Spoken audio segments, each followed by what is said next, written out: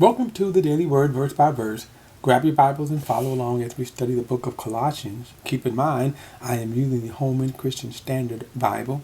So if you're using a different translation, the read is different, but the message is the same. Also keep in mind that these verse by verse studies are uploaded to my YouTube channel, BP The Bible Perspective. That's BP The Bible Perspective. So like and share these videos and subscribe to BP The Bible Perspective. We're going to pick it up, continue our study in Colossians chapter 1. Now, verses 15 through 19 reveal the very divine deity of Jesus Christ. And the reason why Paul is saying this, because at the beginning of verse 20, he says, and through him to reconcile everything to himself. And so this becomes a greatly blessing for us. Because what Paul is saying is that the very creator of the universe, the very God in essence, stepped out of eternity in the person of Jesus Christ. But understand, this is why Paul is saying this, to redeem us, to come for us. Okay? That'd be like me saying, and it's really not like this saying, but if I said to you, that the president came personally to hand me a pardon, or any dignitary or any excuse me, or any important person, we could revel in that. Well, the creator of the universe stepped out of eternity in the person of Jesus Christ, revealed himself, and as he said right here, he's the firstborn from the dead. He has the preeminence in everything. He has the first place in everything. But then he says, for it was pleased, now watch this in verse 19, for God was pleased to have all his fullness dwell in him. As you think about those statements, that God in all of his fullness dwelled in the person of Jesus Christ. And then it says in verse 20, and through him to reconcile everything to himself. In other words, the creator of the universe and all of his fullness in the person of Jesus Christ reconcile everything to himself. Let me brag a little bit and I acknowledge its foolishness, as Paul said. But no other religion claims this. No other religion claims this, that the creator of the universe, the creator itself, came down because of his love and reconciled his creatures to himself. So verse 20, and through him to reconcile everything to himself, making peace through the blood of his cross, whether things on earth or things in heaven. Very interesting. So he says right here, how did he make peace? First, we need to understand the word peace. Remember, there's one application of the word peace. It's the tranquility or calmness of the soul, or our inner being, right? We're depressed, we're agitated, we're scared, we're frightened, and then we have peace. Our being is calm. That's one application. God does that. But in most reference to the New Testament, the term peace has to do with peace with God. And so why were we peace? Why do we even need this peace? And we'll get into that in a moment. But understand that Jesus himself is the one who made the peace. Okay? And then he made the peace through the blood of his cross. So that's how he did it. Okay? And that's important because that's where our faith rests in.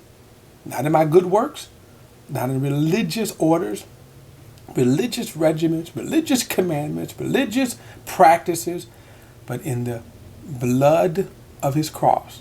Verse 21, once you were alienated and hostile in your minds because of your evil actions. Now, that's the state of mankind.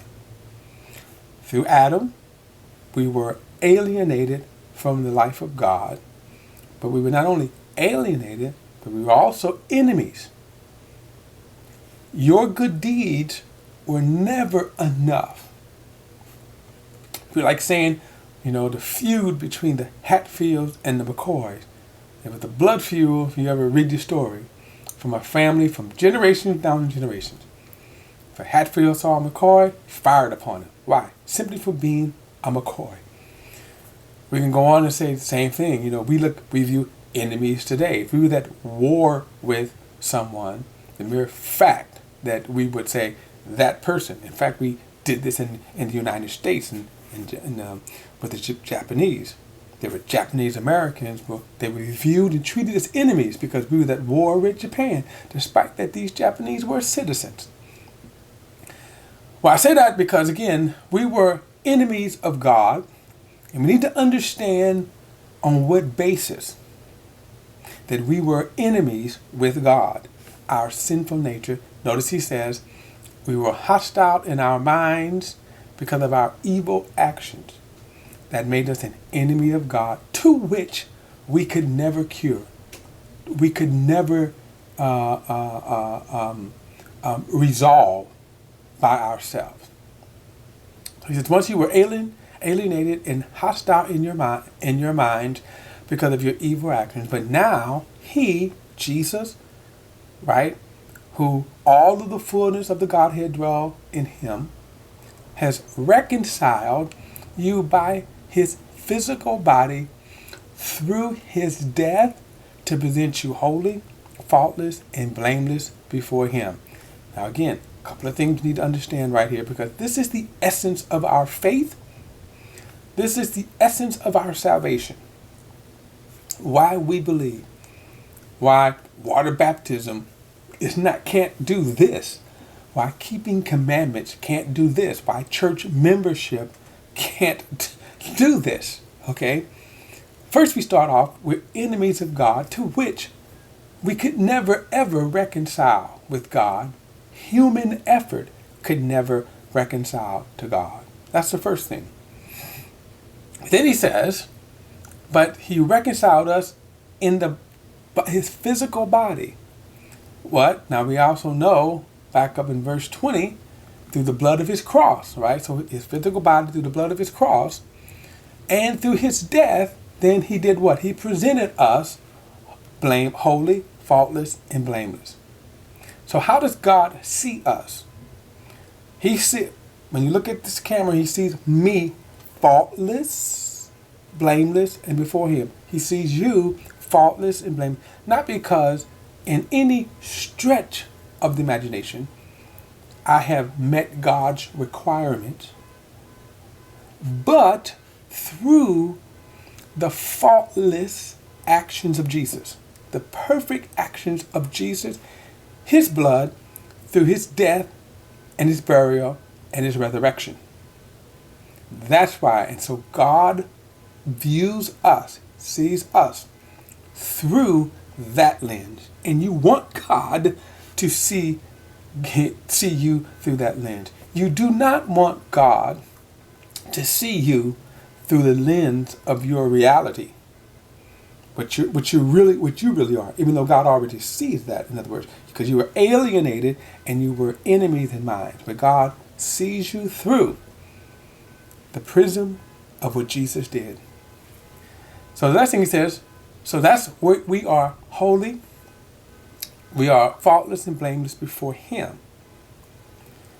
Verse 23, if indeed you remain grounded and steadfast in the faith, and not shifted away from the hope of the gospel that you heard. This gospel has been proclaimed in all the creation under heaven, and I, Paul, have become a servant of it. I may end up coming back to this as we move on. But again, what is the condition that I receive the benefit of God viewing me faultless, blameless, and holy before him? I remain steadfast in faith. And that's important because notice he didn't say works. Notice he doesn't prescribe a work, procedure, a religious order, but faith. Now, why is he saying this? Why does verse 23 come in? This statement here in verse 23. It comes into play because, again, this is partly what is being attacked in the Colossian church. That, again, like if you go back and you read in the book of Galatians, that there were Judaizers who were trying to subvert the people to come in and be circumcised. Well, here you had these other philosophies that they were trying to subvert the people. And as a result, they were trying to subvert the people into a different gospel. All right, I'm going to come back to verse 23 in the next video. I'll see you then.